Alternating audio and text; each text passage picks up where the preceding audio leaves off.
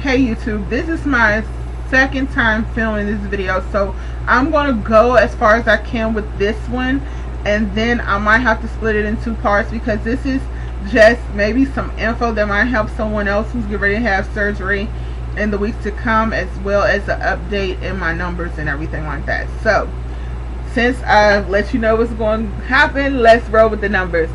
My highest weight ever I thought was 405, but my mom recalls, because I was younger and my mom was going to the doctor took me to the doctor and was going to the doctor with me. She recalls my highest weight ever being 429. So that's a correction. My highest weight ever was 429 pounds, not 405 pounds. So my highest weight ever is 429. Starting my weight loss journey, I was 392 pounds. The day of surgery, I was 352.6 pounds. As of today, when I weighed myself on my home scale, I am 340.4 pounds, which means I am down 51.6 pounds since January. That is a blessing. I am also down 11.6 pounds since surgery, which is wonderful. It is wonderful. I am noticing certain changes in my appearance, and it's been really helpful. This week has been kind of an emotional week as well as a rewarding week. It's been very emotional, very rewarding. And with this journey, I wanted to document the good, the bad, and the ugly. So in this video, you will probably get portions of it all.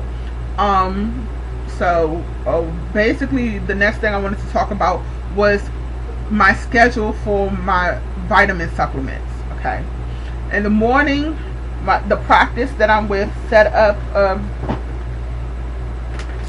our vitamin schedule for us. And they have it with the different types of vitamins. This is the sheet that she gave us, and this is my setup schedule for Bariatric Advantage, because that's what I take. So in the morning at breakfast time, I take 1 multivitamin, 2 calciums with vitamin D, 1 B12, 1 biotin, and my fiber choice. 1 fiber choice. At lunchtime, I take my chewable iron only. At dinner time, I take 1 multivitamin, 2 calcium with vitamin D tablets, 1 biotin, and 1 more fiber choice tablet, sugar-free fiber choice tablet. At bedtime, I take 2 calciums with vitamin D. And those are my supplements for the day.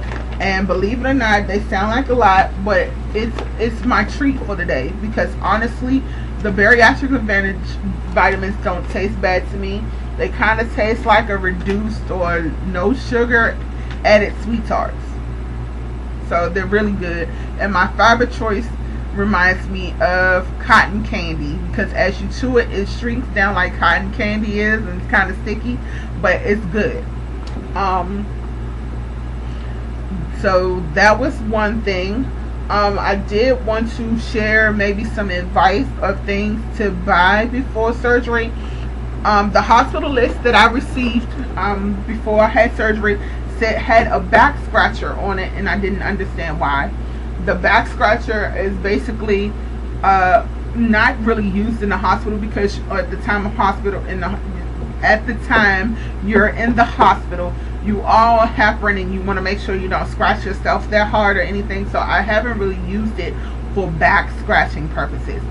What I have used it for, and it's been very helpful, is as a grabber, an inexpensive grabber, because I got this wooden back scratcher from the dollar store. Hold on one second, let me go get it so you can see it.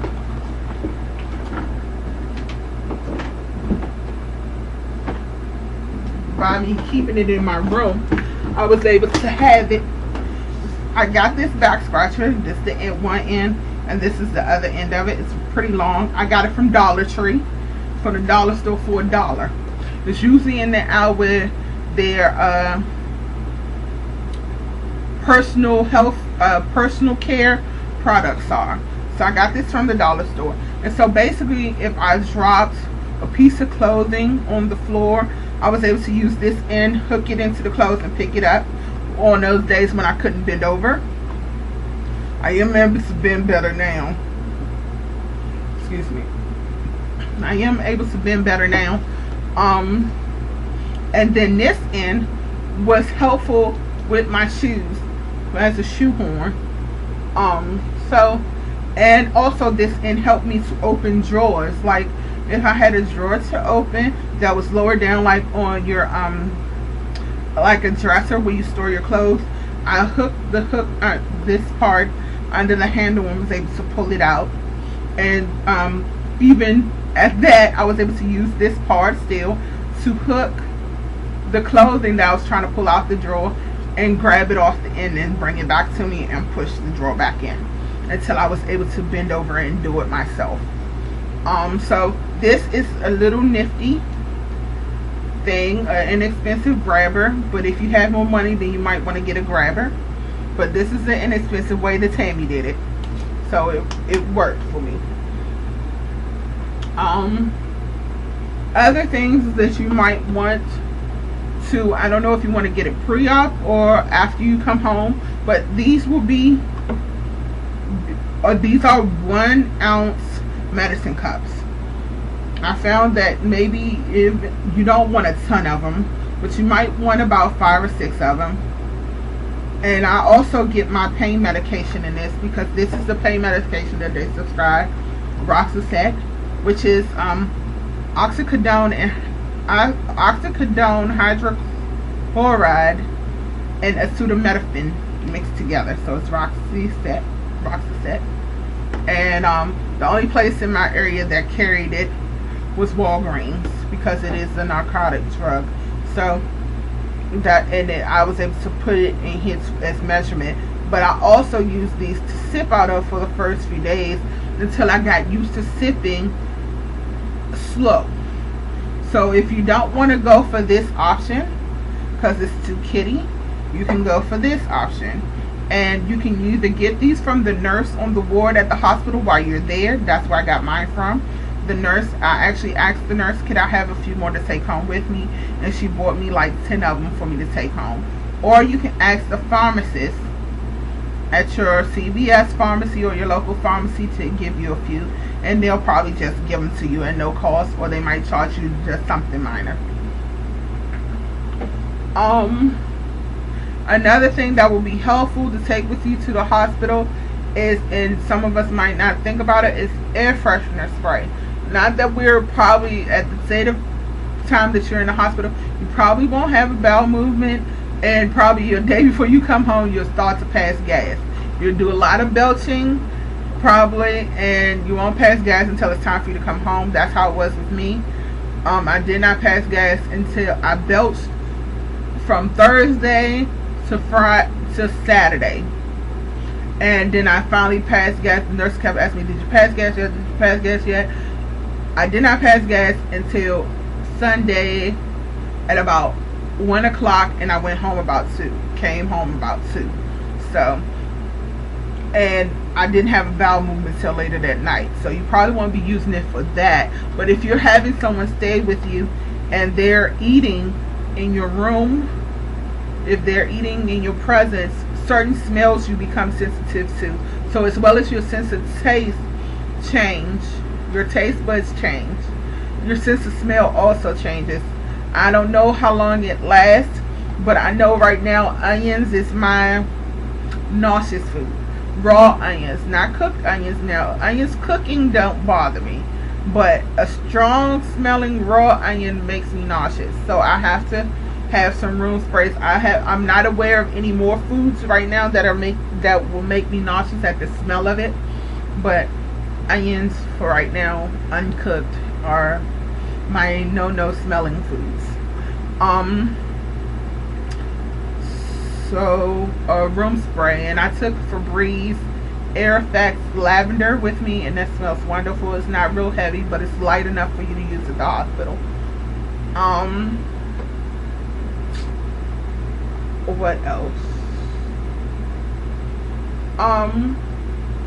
That's it, I think, as far as the tips that I have. Some other things that I've noticed after surgery, I have very low tolerance for anything that tastes sweet, even if it's an artificial sweetener. The only thing I manage to taste that be able to tolerate that is sweet is my vitamins, because they do have sucralose and Splenda, and Bariatric Advantage uses sucralose and fructose, and I'm able to tolerate those taste bud wise. But I can't stand Splenda in the Propel Zero Fitness Water. To me, it tastes like I'm swallowing lemon syrup. It's very intolerable, and it still is intolerable if I mix it with regular water. So you will notice that your tolerance for not just sugar, but stuff that is similar to sugar or a sweetness is not always tolerated real well by your taste buds before after surgery. I have a better tolerance for stuff that is somewhat salty, but not stuff that's sweet.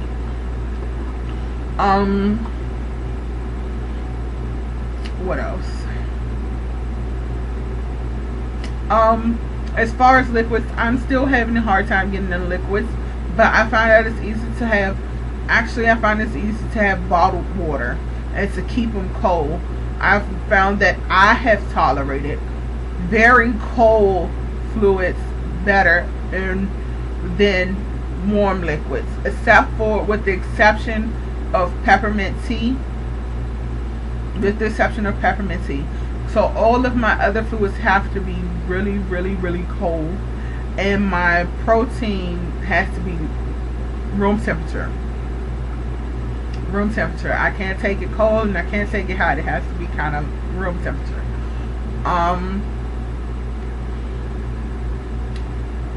So let me see.